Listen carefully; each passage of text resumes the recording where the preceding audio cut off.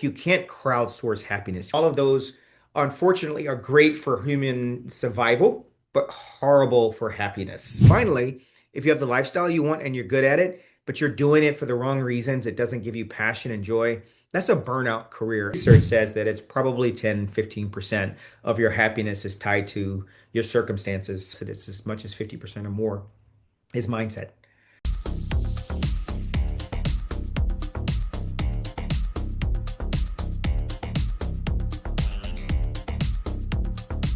This is the Future of the Future show. I am your host, Mateo Berbejillo.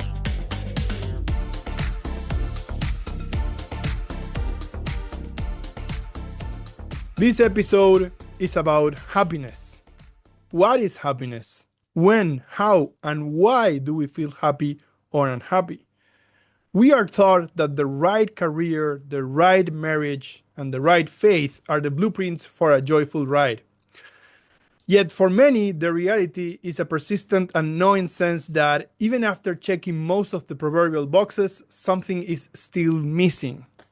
So why do we keep doubling down on the scripts that fail to deliver on the promise of happiness? Today, I have the privilege of interviewing Craig Robinson, C-suite executive, professor, advisor, and most importantly, author of the newly released book, The Happiness Reboot. Rather than offering a get happy quick formula, his book provides simple yet effective frameworks to replace your deepest held convictions with a spirit of curiosity. Yes. For those who have tried to do everything right but still feel happiness eluding them, this episode and the book behind it might be the first step on your new path. Craig, thank you so much for being here. Wow, amazing. Thank you for having me, and thanks for being a part of the happiness journey. You bet. Craig, tell us about your book. What is it about and why did you write it? Oh, wow. Listen, if you'd asked me 3 years ago if I would ever write a book, I'd have said, no, I'm not an author. I'm a business guy. I'm a real estate guy. There are a lot of things I am, an author is not. I'd never written anything more than a proposal to an RFP. So, like, let's just level set with just my point of departure. But I'm not a snowflake. Everyone thinks they're unique, but they're not. And I was going through many years ago, like a lot of people, the the residual effect of growing up as a golden child. Yeah. Many people probably who follow your show, they are achievers, they're ambitious, they're leaders of organizations and teams of new products. But probably if you go back to when they were kids, they were probably a golden child. They felt loved, seen, validated when they achieved, when they brought home good grades or a trophy.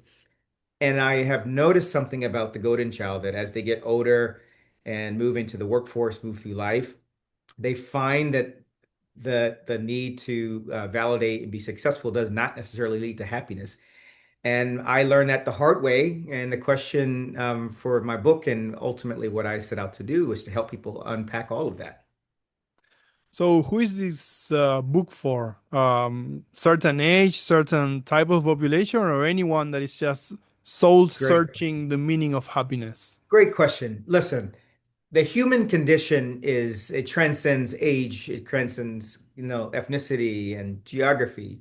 And so I'd like to imagine that there is something in this book for anyone who finds themselves um, really struggling with the happiness they thought they would find if they did the right things culturally. Maybe it's the way you were raised in your family, or maybe in your profession, but we all have these things in common. Now, that said, I think there's some people who struggle more than others with the scripts that we follow in life. And many of the golden child type people that I'm talking about, we were talking about your type A people, your super achievers, your ambitious leader types. These are the folks for whom they have been running the scripts dutifully, and it has been working well for them in terms of achieving and accomplishing and making more money and having status. And so they are sometimes the most difficult people to let go of those scripts, even when the scripts are not serving them, even when they know they're unhappy. I tell folks oftentimes that we are not generally not very curious about these scripts, our purpose, the big decisions we make in life until things wobble. Mm. You get laid off, you run into financial problems, a health scare, you're going through a divorce. Something in your life just causes the table to wobble a little bit, and then you're like, whoa, whoa, whoa, whoa, whoa. Wait a minute. This is not supposed to happen. This is not the way the plan was written. And then people then go back and say, okay, well, let me go back and look at the plan. I would love for people not to wait until they run into a crisis in their life or they're in a moment where they are second guessing themselves. I'd love to generate what I call curiosity over conviction and just get anyone who's holding tight to some conviction about how you're supposed to live your life, what you're supposed to do for a living, who you're supposed to marry, whether you have kids or not. Any and all of these things, nothing's bad about them. But if they're not your own scripts, then chances are they can lead to trouble. As you say in the book, follow your true north, right? Yeah, that's right. That's exactly right. It's easier said than done. Easier Much, said much than done. easier. Yes, unfortunately. Yes, I am. Listen, when I first reached out to a publisher about writing this book, the first thing they ask you is, what do you want to accomplish with the book? And yeah, generally you'd like to sell copies. I mean, there's some kind of superficial, idea of what does success look like, but almost instinctively, what I share with the publisher is like, I really want to make a difference. And it sounds a little bit, kind of almost narcissistic to think like, who are you to want to make a difference? Like, what is it about Right. you that you feel like you have something to say? And so it wasn't coming from a place of I want to make a difference because I know best.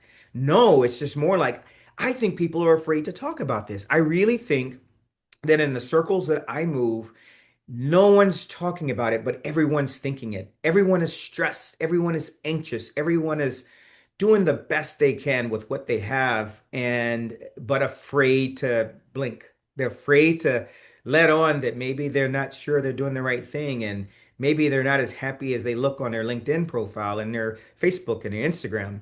And what I said, if I can just create safe space to do that, just to begin to have the conversation, that in of itself would be success. And I can't do that unless I put my own stuff out there first. So that's what I had to Yeah. do. What is happiness? How do you define it? I know this is a tricky question. I know that you devote a chapter and even more to talk about that. What is happiness? And some of the people that have talked about happiness. But if you had to do it for the audience and just give a framework, what is happiness? It is a very difficult thing to describe because whenever anyone thinks of happiness, there's a different cartoon bubble that pops over their head.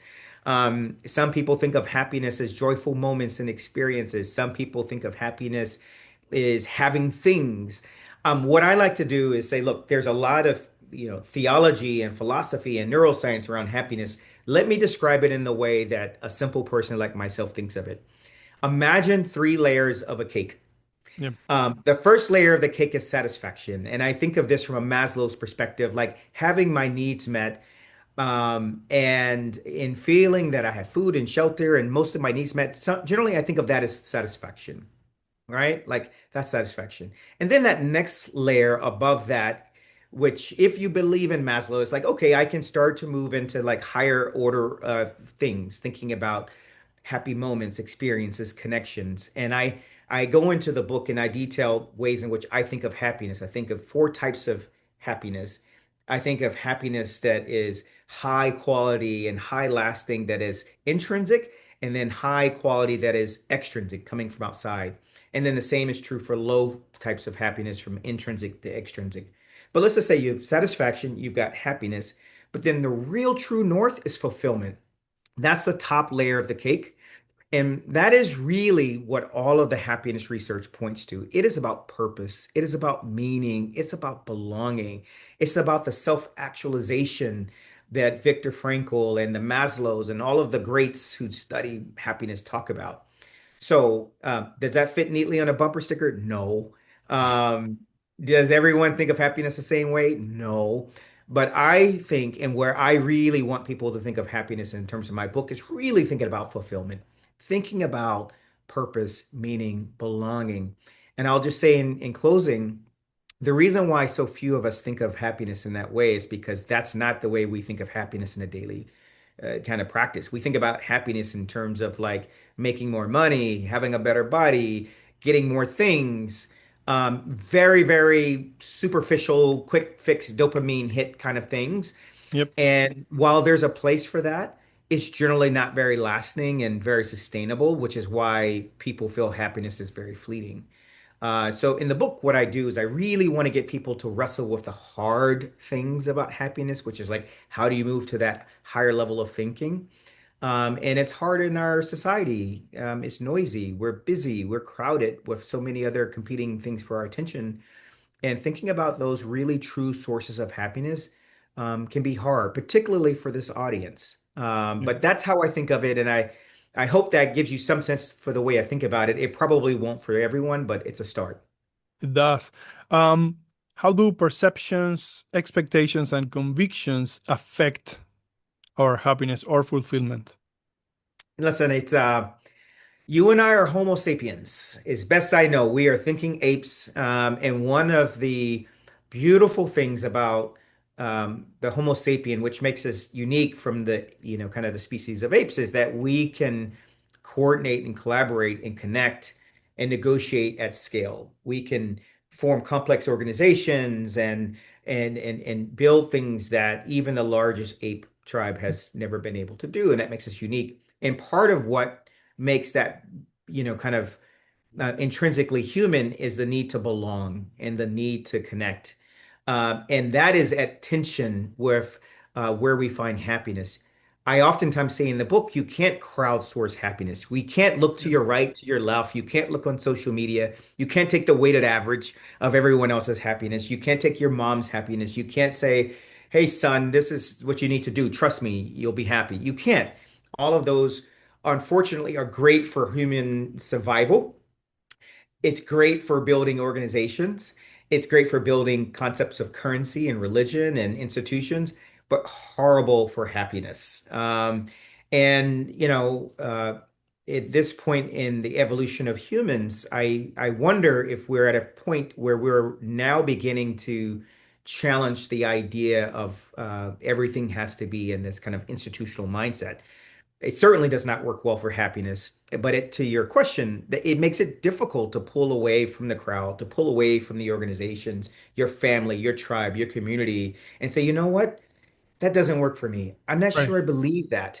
And 1,000 years ago, hundreds of years ago, a year ago, next week, tomorrow, you may feel at risk for saying that politically, socially. So it's Yeah. not easy.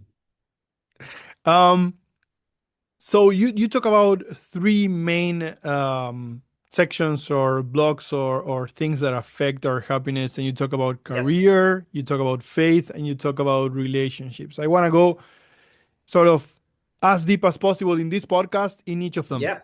right? Yeah. Let's So do let's it. start with careers. What are some of those conceptions or expectations that you care a lot about, and you think that anyone in the audience might be struggling with those as well, and you want to, like you said, you want to inspire that curiosity about those convictions. Yeah, listen, we have many of us have been raised to think that happiness is for nights and weekends, your careers where you go to make a living, make money, all of this happiness stuff. Do that on your own time. Do that when you retire.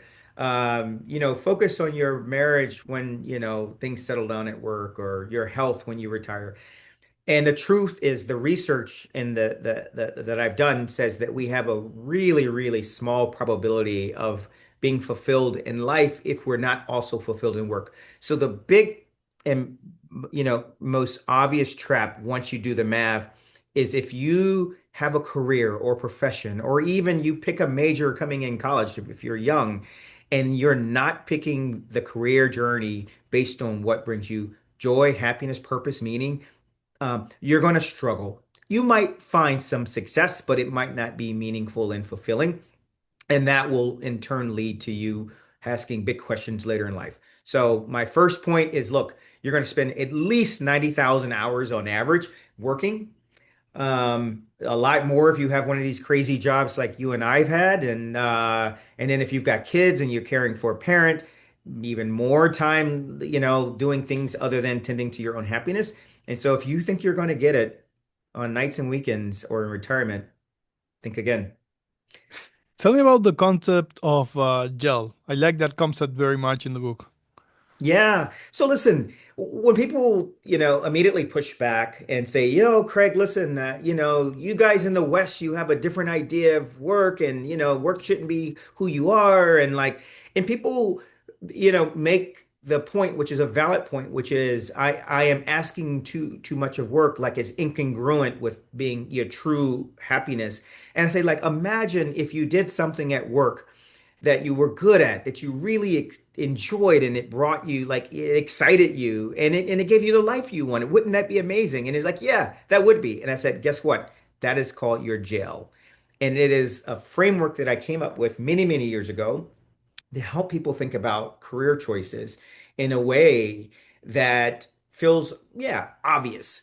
And think about an equilateral triangle where each side and angle is the same. And I said, at each corner of this triangle, there's a letter. The first letter is G. What are you good at? What comes easy to you, hard for someone else, your superpower. Got it. Why is that hard? Because people aren't honest about what they're good at. They want to be good at what's sexy and what makes them money. No, no, no, no. What are you really good at? The second letter is E. What excites you? What gives you energy? What gives you energy versus drains your energy? And guess what? If you focus on that, that's the fuel behind the last and the extra mile, always. And the last is the lifestyle, risk reward, culture, all of the things that kind of go into the company you want to work for, the organization. And here's the thing, here's how it works. If you are not in your jail, meaning you do something that gives you the lifestyle you want and you're excited about it, but you're not playing to your superpower, most organizations weed that person out.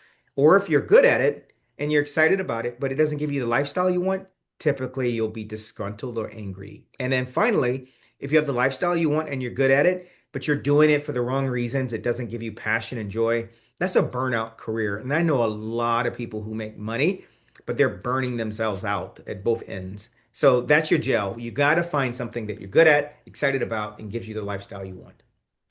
So you had an amazing career, C-suite, leading thousands of people across the world, budgets, that many people won't see in their lives. But at some point in time, you were like, okay, this is not for me. And Yeah. you made life changing decisions, moving from New York to Atlanta and other things. How and when did you realize, like, okay, like I need to make a change? How did it happen for you? Yeah, it's a great question. By the way, moving from New York to Atlanta is not a radical thing. Atlanta is an amazing place, and I invite everyone to come. But no, but you're right. There's something about being in kind of the center of, like, commerce and business, and it's like if you're a gladiator, you go to the Colosseum, and this is the Colosseum of business and executive leadership. And I was very fortunate to have spent a lot of my career in that space, in that great Coliseum. Um, and what everyone will notice is that, on the outside, you get all the LinkedIn likes and everyone wants to understand, like, how you do this and how you made it. And there's a part of you that appreciates that. But on the inside, there's a part of me that felt, gee, is this why I'm doing this? Is this what it's all for? I was stressed. I felt a lot of anxiety. I was probably, I was unhealthy. I went to the doctor and they're like, you're pre-diabetic. Why? Because I'm carrying all of this stress. I'm carrying all of this tension. I'm constantly on. I'm always responding to emails. I'm working through the weekends. I'm, I'm doing everything that you probably would say, yeah, that's what you're supposed to do. You're a gladiator in the Colosseum. Right. And I got to a point where I said to myself, like, um, I'm not sure this is worth it. And I don't know that I would have just came to that naturally, but I remember going to the doctor and the doctor said, you're pre-diabetic. And I said, what do you mean I'm pre-diabetic? And he's like, well, yeah, you're pre-diabetic and these other things are not good. And this is aiming in the wrong way. And then I had this moment where I realized that I was falling into the same trap of so many people in my family. My mother had died at 50. Her father had died at 42. My grandmother had died at 65. And and all of those were for very, very different reasons, but I could see already that I was choosing one thing, and I was, spite of my health, spite of really happiness, I told myself, Matteo, that I'll focus on my health later. I'll focus on my marriage later. I'll get Right. healthy later. I'll be happy once I retire. This is the season to crank and conquer and climb. Right. And then it hit me that maybe I might not live long enough to do that, or even if I did, I might not be healthy enough. And that was my first wobble. I was like, Yeah. huh, maybe I need to slow down. Maybe I need to do something different, but what does different look like? And that was maybe the first where, you have this cold reality that this is not sustainable, at least not in this way. And that was the first step. You in the book you talk about your brother as well, right? And you talk about I want to ask you this. There's a lot about expectations being put on us, on you, right? As a golden child, as you mentioned. Um, Probably you and your brother brought up the same way, but your brother took a different the direction from the beginning, right? He became He an did. artist, and that Yep. also kind of show you that you don't have to. Successful doesn't mean just the corporate life. There are other ways to be successful, right? Exactly. Um, Yes. how do you think or why, or maybe this is not an answer for this, right? But you both took like different directions from a like get going. You think you were more like prone to like, okay, this is what is expected of me, I need to go this exact route, or what do you think happened there? It's a great question. One of the reasons why I moved back to Atlanta is to be closer to my brother and maybe for 10, 15 years, I love my brother and I was always very proud of my brother. He's an amazing artist, and I have more of his art in my home than almost any other artist. Um, but I would have said we had less in common for most of my kind of professional journey. But today we have everything in common. Why? Right. Because for the first time in my life, I'm organizing my life around purpose and meaning and the things that really, really matter. And it doesn't mean that I'm not still doing things that matter to me professionally. I'm still very much, in corporate America and doing things in kind of business. That is also part of my purpose, but I'm doing it different. I'm Right. moving in a way that's more sustainable and is more aligned with my values. I'm not doing things for public validation or for necessarily for money, or I'm doing things that really I think matter. And that makes me much more aligned with my brother, who decided very early on he wanted to be an artist. And he decided, I don't want to be a corporate guy. I really find joy being an artist. And even when my mom and everyone said, oh, I don't know how you're going to make a living being an artist, that didn't deter him because he wasn't solving for what would make him a lot of money and what would, give him heaps of praise and validation from the world. My brother could just be quiet in the room and paint and so in my book, what I call upper right hand quadrant stuff. And I have learned something from my brother, that type of peace and wisdom. And I wish I had it earlier. Not that I would have done something different professionally, but I would have done it differently. Right. And so I'm grateful that I, now have the opportunity to, continue to learn from him up close. But I think we all probably have people in our life who made slightly different choices, and we kind of like, wondered like, hey, are you sure you want to do that? Like, Right. how are you going to like support yourself? How are you going to do this?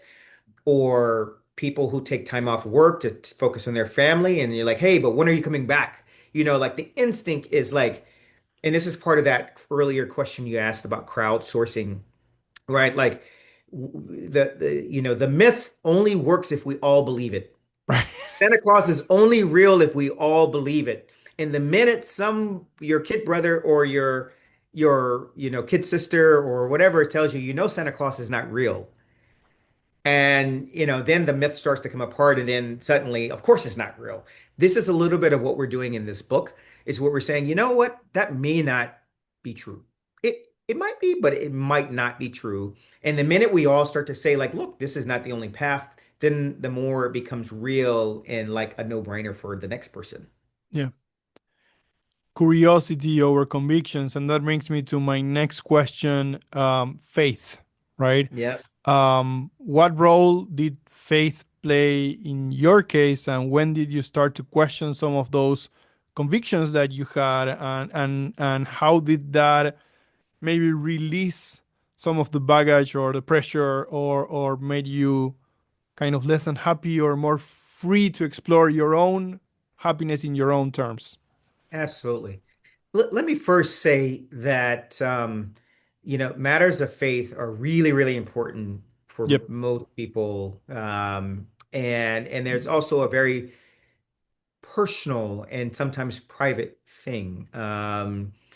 Matters of faith, it doesn't have to be religion, but generally speaking, things that we come to have faith and believe in generally are a big part of our identity, is maybe part of our culture, a big part of how we've come to even see ourselves, our identity. So I'm very, very careful. I walk very lightly in this room. But I would also say that this is also the room of many captives. And when you willingly take on the role of being a captive to something, that is actually the most dangerous form of captivity because you will perpetuate it yourself. And what I want people to do is not to say that what you believe is right or wrong, but just to do an audit of it and say, why do you believe that this thing is true? Or what things need to be okay for you to be comfortable without facts or data? And so let me just answer your personal question about my journey is look, I grew up in the South here in the US. It's the Bible Belt, very traditional Christian conservative values that permeates everything, not just Sunday, but it's the way our laws are written. It's the way we live our lives. It's the way we socialize what's acceptable and unacceptable behavior. And while some of that may sound normal and nice on the surface, it's also a place where people feel a lot of shame and anxiety, and people are fearful to engage things because of how they believe it will be interpreted by their faiths or their community of faith. And that can be a place of unhappiness. In my book, I have this concept called the IRR of happiness, the internal rate of return. Anyone in investment or finance who had to get approval for some money to be spent, they know what this term means. And I remember that whenever you wanted to get an investment approval, you had to prove that this investment you're going to make is going to be worth a lot of money at the end. We're going to exit and have this amazing IPO, or we're going to sell the company, or we're going to quadruple the value of our home if we fix it up. And if you believe that you're going to have this big pot of gold at the end of the rainbow, you'll endure a big cash flow outflow at the beginning. You'll endure losses because you keep telling yourself this is a big pot of gold. That pot of gold could be retirement, it could be heaven, it could be whatever you want it to be. But I often tell people, how do you know this big pot of gold is real? And even if there's no way of knowing, is it worth whatever cost and suffering and pain you endure? And the answer may be yes, then good, great. But what I really want people to do is to go back and interrogate anything that you have conviction about where there's no facts, there's no data, there's no science, and it causes you harm or unhappiness, to just revisit whether or not you should have that level of conviction. Let's talk about relationships. What are some of the biggest misconceptions about relationships that you think might be holding us back? Yeah. Well, just like faith is a really important part of happiness, self-actualization, something being greater than you is actually a big part of happiness. So, like, to be clear, faith is an important thing of happiness. Your career is an important source of happiness. So Craig is not saying these things are you should not do, or there are places where you will be unhappy. There are only places of unhappiness if you do them with the wrong scripts, the wrong expectations. And the same is true in our relationships.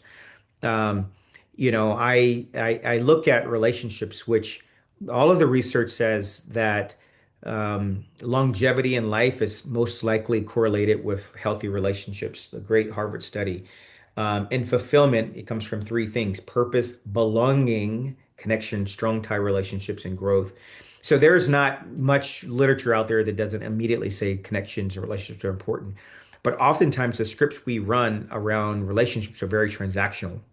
Who should you marry? I should have kids. This is the relationship that I should have with my parents. And all of these are oftentimes coming from places that are scripts that are giving to you, and you run them almost on default. And you may feel guilt or shame when you don't. As an example, I talk about relationships with people in my family where because I was successful in some, ways that some in my family were not, I felt a lot of obligation to take care of everyone. I was paying all kind of bills and mortgages and picking up the tab for everything, and I felt always guilty that if I didn't, in some way, I was not being who I was supposed to. And even when people had drug addictions and this, that, and the other, I didn't know how to create boundaries to protect myself because I almost felt guilty, like survivor's guilt. And that, although well-intentioned, because it seems like it's coming from a good place, actually leads to unhappiness. I talk about marriage. I marriage can be a very, very beautiful thing, but oftentimes people they kind of move through life like checking these boxes, like I've gotten the right career, I've got the right job, now I just need the right wife, and then we're gonna have the right kids. And people have this idea in their mind, which is a script, and you kind of go looking for the Lego pieces to kind of connect in. And generally, you don't realize you're doing it, but that is not a path to finding happiness in these types of relationships. So, a big part of what I do is I want to draw attention to how we're thinking, and what assumptions we have when we start to, you know, develop romantic relationships, or you decide to have kids, or how you think about taking care of your parents, or a special needs child. All of these are things that are not easy. They can be very hard, and you also don't feel safe talking about them publicly. How do you talk about infidelity in a marriage? Well, guess what? It happens really, really, really often. How do you talk about divorce? Well, guess what? It happens really, really, really often. How do you talk about the troubles and trials and difficulty of having a child sometimes? Well, guess what? It happens a lot. So, all of these things that happen a lot that can be sources of unhappiness, we should talk about it. And we should talk about it authentically, in a way that creates safe space for people to figure out what's right for them. And so, that, listen, it's easy to talk about careers. Faith and relationships were really hard, and I almost decided not to write about them because I said this is probably going to be offensive for someone. But I said I have to take the bet and the risk to talk about it because it is a big, big part of everyone's happiness. Last thing I'll just say, these three things, career, faith, and relationships are like when the government says we're going to balance the budget. And no one wants to talk about defense, no one wants to talk about entitlements, and no one wants to talk about the national debt. And all of the debates in Congress are about how much money we're spending on the Everglades, or how much money we're spending on researching silkworms or something. Like they always like to keep everyone excited about these things that don't matter. And the things that really, really, really matter, like 75% of all of your, kind of ability to balance the budget comes from these things that no one wants to touch. And so those three things in Congress are the exact same things as the three things in our happiness. Like you kind of have to deal with it one way or the other. Right. And, Craig is, forcing you to at least think about it. Um, Once you set out to write the book, and even when you were making changes before in your life, did it become easier for you as well to have like live conversations around all of this? Did you just Yeah. break down barriers and was like, okay, these are things we need to talk about, like you're saying? And did you find that it became easier and easier as you were doing that? It did, but that would mislead you, because it was hard initially. Right, It was really hard initially. But why was it? The words weren't hard to say. What was hard is to be vulnerable, to talk about painful, embarrassing, scary things, in places where you're used to being confident and controlled and on top of things and right, successful. Um, it's off brand, it's off script. And also, uh, we don't generally expect and invite people to have those kind of conversations, in the workplace and in other places. So I found it difficult. And so initially I was pretty quiet and introspective. I did a lot of reading, a lot of therapy, a lot of soul searching. And I would initially talk to friends and family members quietly. And then as people said, you know what, I feel that too. And how are you finding that? And the more people kind of validated that what I was, it was not a snowflake, the more I felt comfortable saying it a little bit more. But I would find very nuanced ways to talk about it. So I wasn't, completely vomiting on over everyone. And then I got to a point where when I was invited to give talks, generally on professional things in real estate or business and stuff like that, I would always like squeeze in like a little Easter egg. Like, yeah, I'd talk about business stuff and then there'd be like a slice of salami in between that was like one of these kind of truisms around happiness. And people would come up to me afterwards and they wouldn't be not at all interested in the business stuff. They'd really want to talk about jail or how do you pivot or how do you find happiness. And that gave me the courage to say, you know what? I think people really want to talk about this. And, years later, I started I put pen to pad and wrote a book about it. And hopefully that is what we do is we create more space for those moments. What is the most important thing you would like people to take away from your book once they read it? Yeah, good question. Um, Happiness is a verb. It's an action verb, and it's your verb. Um, I really want people to feel like they can own their own happiness. I've had a chance to chat with some people who haven't yet read my book, but they had a visceral reaction. And it's like, Craig, you went to Harvard and you had these great jobs. And like, yeah, that's easy for you to say, and blah, blah, blah, blah, blah. And then the assumption is that, well, one, if you read the book, you'll realize like most of my life, I've had like like it's been anything but any of the way in which people tend to project onto you. It's been very, very painful. But by and large, people assume that your circumstances has a disproportionate role and impact on your happiness. And the research, not Craig's opinion, the research says that it's probably 10, 15% of your happiness is tied to your circumstances. So whether or not you were born, with a really difficult illness, or you were born with wealth, or you have great fortune in your life or misfortune, for the most part, the role of circumstances is pretty small. Mindset, it turns out, has 40 to 50%. Some of the more recent research suggests that it's as much as 50% or more is mindset. So that means the great democratization of happiness is that we all have access to it. And what I really want people to realize in this book is that the pathway to changing our mindset begins with having some curiosity over conviction. It starts with having these little small steps that can lead to big steps. And I really want people to feel like the choice is theirs and it's okay, and to have courage and grace in the process. Thank you, Craig. Thank you for doing this episode with me. I loved it. I loved your book. I Thank you. encourage everyone in the audience to get a copy, read it. Yeah. It's an amazing book. Thank you. Um, and I hope to stay in touch and do this again. And maybe we can catch up in Atlanta in a few weeks from now. I would love that. And hopefully the future is happier. If nothing else, the future of the future is happier. And that's what you and I think, are aligned on, my friend. So I look forward to it. Thank you for creating time and space for this conversation.